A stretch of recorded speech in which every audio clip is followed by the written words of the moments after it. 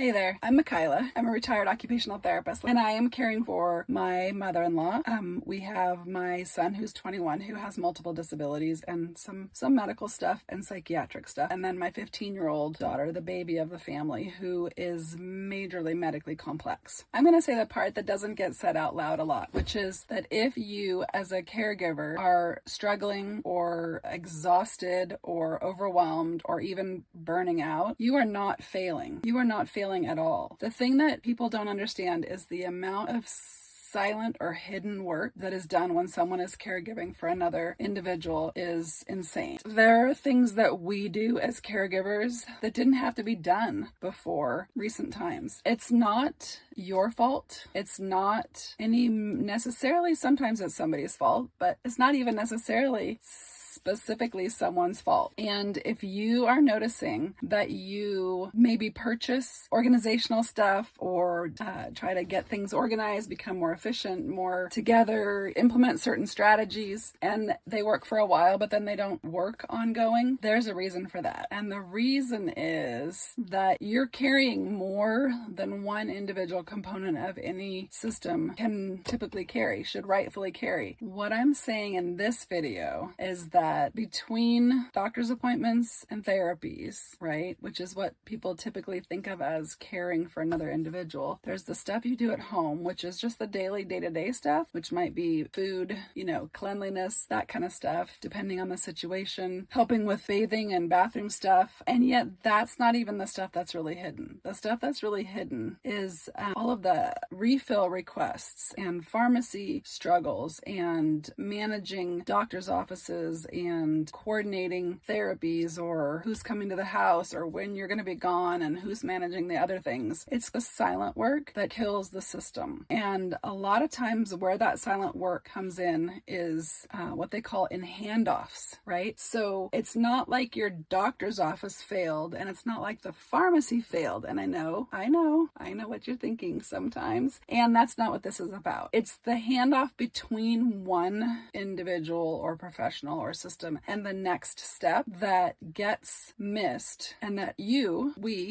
me, as a capable individual who's responsible and loves the person that you're caring for, you step in and you cover that gap. And a lot of times what happens when you cover that gap is it's super stressful. And I'm going to give you an example. So just last week, this story is about my son. And so he has a psychiatrist it's a long story, we'll go short, 21-year-old son, psychiatric needs, couldn't get a hold of the psychiatrist who had rescheduled on his last appointment. Then, of course, probably Friday afternoon, left a message for his primary care physician who had told us in an appointment that he would cover the psychiatric meds if we ever had a problem. And then the pharmacy lets us know the next day. So that office says, yeah, sure. He'll for sure do it and we'll let you know. Of course, I don't hear anything by Friday, after hours Friday evening. Saturday, we get an automated thing from the pharmacy saying that the prescription was in so we could pick him up. And first, my son tried to pick him up on Friday with his respite provider, and that's how we found out that his meds hadn't been refilled. So we went through this whole rigmarole. Saturday we go, my husband stops by, which is a half an hour away, stops by and gets him. And then Sunday or Monday, I guess, my son starts the pack and tells me half his meds aren't in there because I guess we didn't check them, which we usually do before he starts taking them, but we didn't do it right after we picked him up. So Monday I'm scrambling because he can't go days without 4 psychiatric meds and have the household continue to function, have him be safe and functioning. And so I did. I scrambled. We called after hours, everything. Turns out this doctor hadn't called in the refill because he had left a message for the psychiatrist who hadn't gotten back to him. Go figure.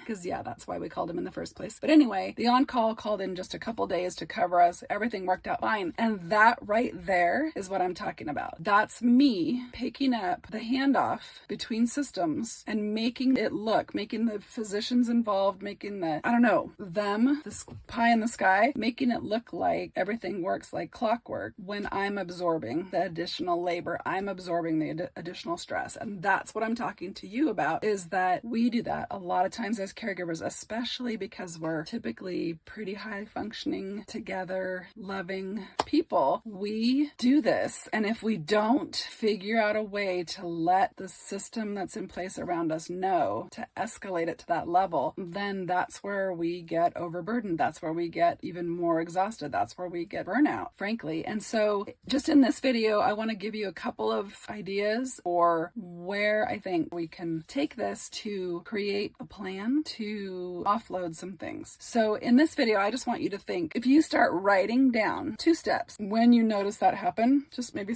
in your phone or set a list somewhere, saying it out loud or seeing it written down quantifies it, and it actually is relieving even if nothing changes. Because honestly, a lot of times nothing's going to change because there's nothing that would make my son not getting his meds okay so that I could push it back onto whatever doctor or whatever failsafe didn't kick into place. There's nothing that would make that okay. So we're going to do this. We're going to pick that stuff up. The solution I want to offer is writing it down so you see it, and then maybe observe patterns and be able to pick out, like, okay, so with these meds, I'm always going to call on this day. And of course that failed this time because I called a week ahead and was assured everything was fine. And maybe I didn't call 2 days ahead. The other thing is to escalate it, even if you absorb it and even if you still hold that responsibility and are okay with that, to make sure the system around you knows that that happened. And it doesn't have to be an angry thing. It doesn't have to be a crazy, like, oppositional,